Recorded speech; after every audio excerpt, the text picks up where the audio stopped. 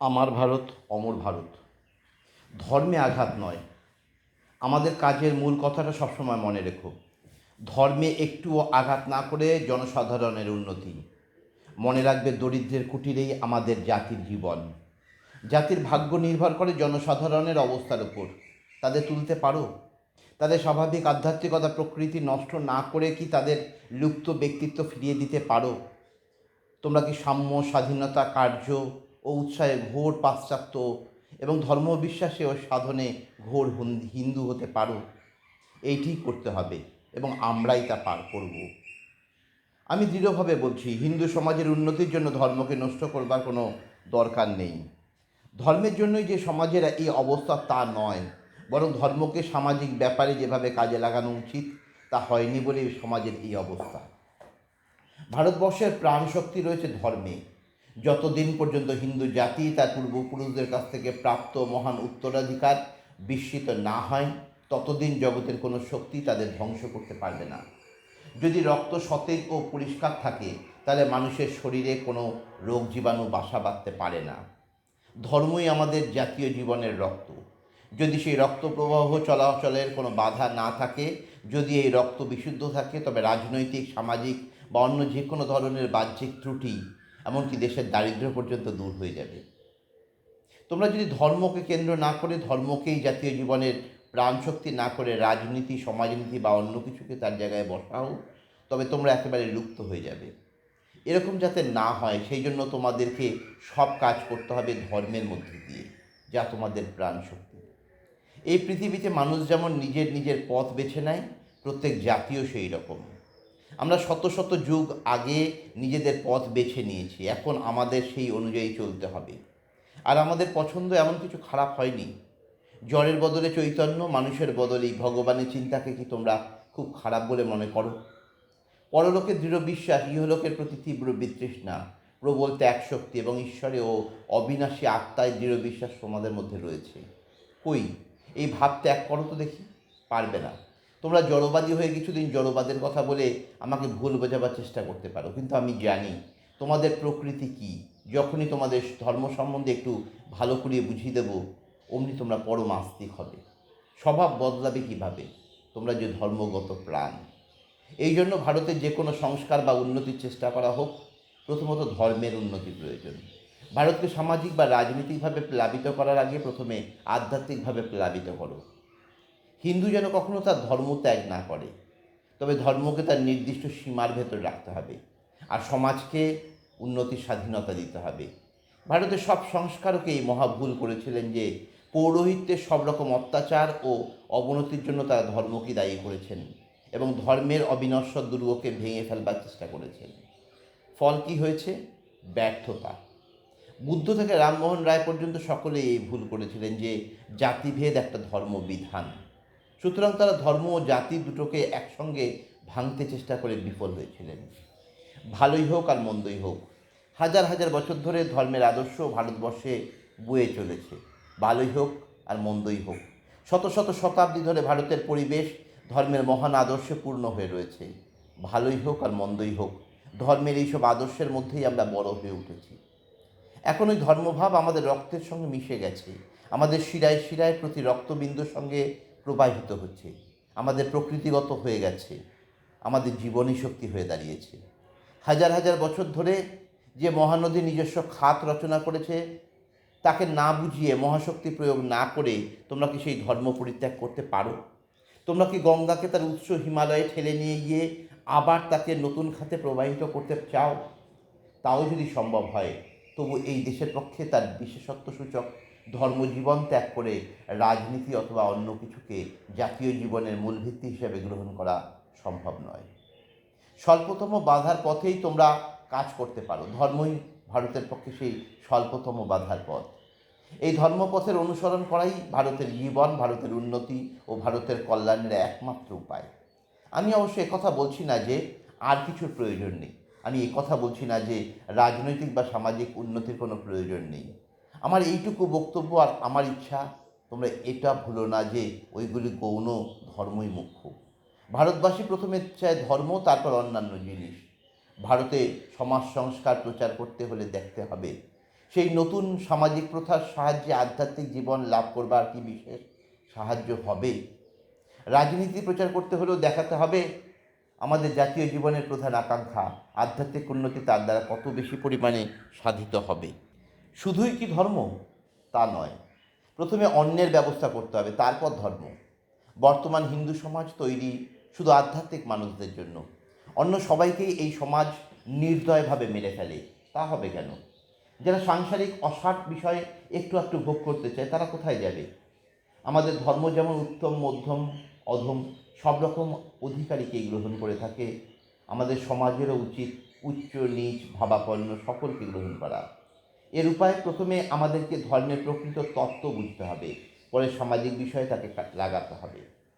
ধীরে কিন্তু নিশ্চিতভাবে এই কাজ করতে হবে। আমাদের যেসব ভাই এখনও উচ্চতম সত্যের অধিকারী হয়নি তাদের পক্ষে হয়তো এক ধরনের জড়বাদ কল্যাণের কারণ হতে পারে। অবশ্য তাকে আমাদের প্রয়োজনের উপযোগী করে নিতে হবে। সব দেশের সব সমাজেই একটা ভীষণ ভুল চলে আসছে, এবং বিশেষ দুঃখের ব্যাপার এই যে ভারতবর্ষে এই ভুল আগে কখনো হয়নি। কিছুদিন যাবৎ সেখানেও এই ভুল প্রবেশ করেছে। ভুলটি এই, অধিকারী বিচার না করে সকলের জন্য একই ধরনের ব্যবস্থা। বস্তুত সকলের পথ এক নয়। তুমি যে সাধন প্রণালী অবলম্বন করেছ আমার সেই একই প্রণালী নাও হতে পারে।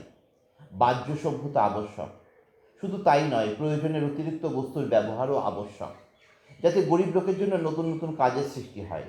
অন্ন, অন্ন, যে ভগবান এখানে আমাকে অন্ন দিতে পারে না তিনি যে আমাকে স্বর্গে অনন্ত সুখে রাখবেন এ কথা আমি বিশ্বাস করি না। ভারতকে ওঠাতে হবে, গরিবকে খাওয়াতে হবে, শিক্ষার বিস্তার করতে হবে, আর পৌরোহিত্যের পাপ দূর করতে হবে। পৌরোহিত্য সামাজিক অত্যাচার এক বিন্দুও যাতে না থাকে তা করতে হবে। প্রত্যেক লোক যাতে আরও ভালো করে খেতে পায় এবং উন্নতি করবার আরও সুবিধা পায় তা করতে হবে।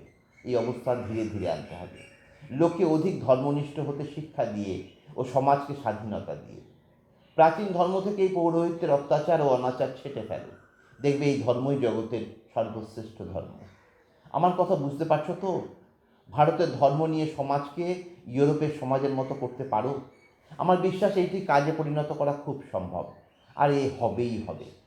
ভাবগতিক দেখে মনে হয় যে সোশ্যালিজম বা অন্য কোনো ধরনের গণশাসন ব্যবস্থা, তার নাম যাই হোক না কেন, শিগগিরই চালু হবে।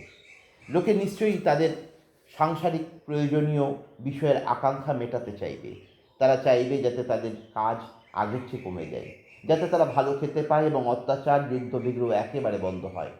কিন্তু যদি এদেশের সভ্যতা বা অন্য কোনো সভ্যতা ধর্মের ওপর, মানুষের সাধুতার উপর প্রতিষ্ঠিত না হয়, তবে তা যে টিকবে তার নিশ্চয়তা কী?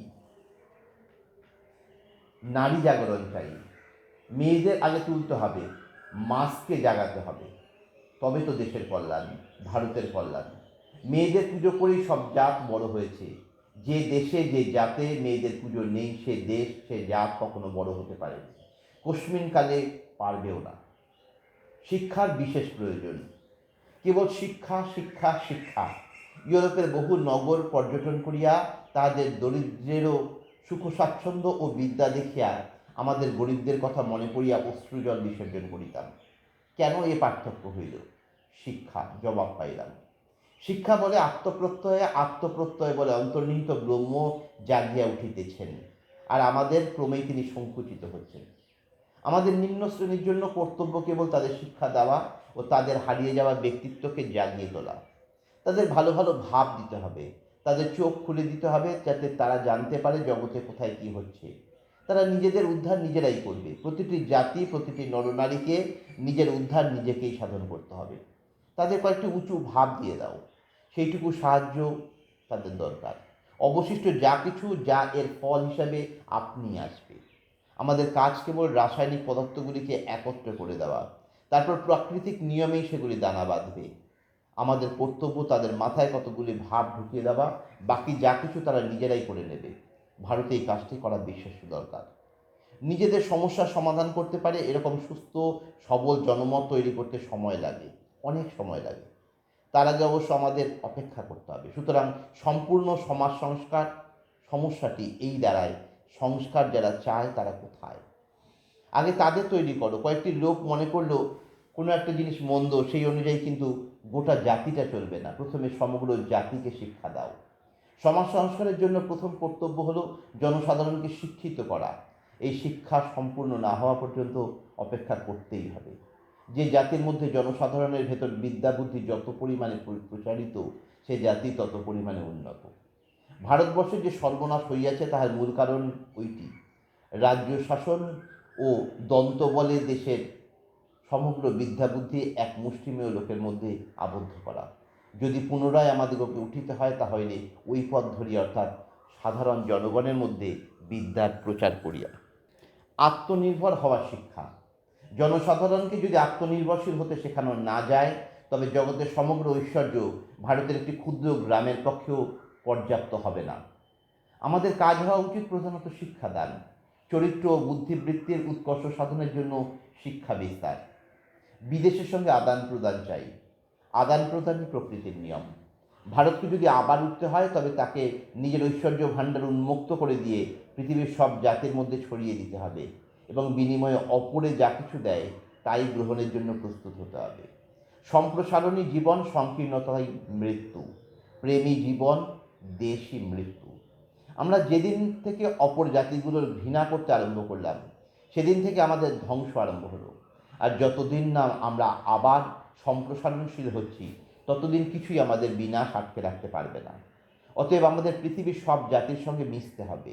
আর শত শত কুসংস্কার আবিষ্ট ও স্বার্থপর ব্যক্তির চেয়ে প্রত্যেক হিন্দু যিনি বিদেশে ভ্রমণে যান, তিনি স্বদেশের অনেক বেশি উপকার করেন। যখনই ভারতবাসীরা ম্লেচ্ছ শব্দ আবিষ্কার করল এবং অন্য জাতির সঙ্গে সব রকম সংস্রব ত্যাগ করল, তখনই ভারতের অদৃষ্টে ঘোর সর্বনাশের সূত্রপাত হলো। ভারতবর্ষের দুঃখ দুর্দশা ও পতনের অন্যতম প্রধান কারণ এই যে সে নিজেকে সংকুচিত করেছিল, শামুকের মতো খোলার মধ্যে ঢুকে বসেছিল। আর্য ভিন্ন অন্যান্য সত্য পিপাসু জাতির কাছে নিজের রত্ন ভাণ্ডার, জীবনপ্রদ সত্যের ভাণ্ডার উন্মুক্ত করেনি। আমরা কখনো বাইরে যাইনি, অন্য জাতির সঙ্গে কখনো নিজেদের তুলনা করে দেখিনি।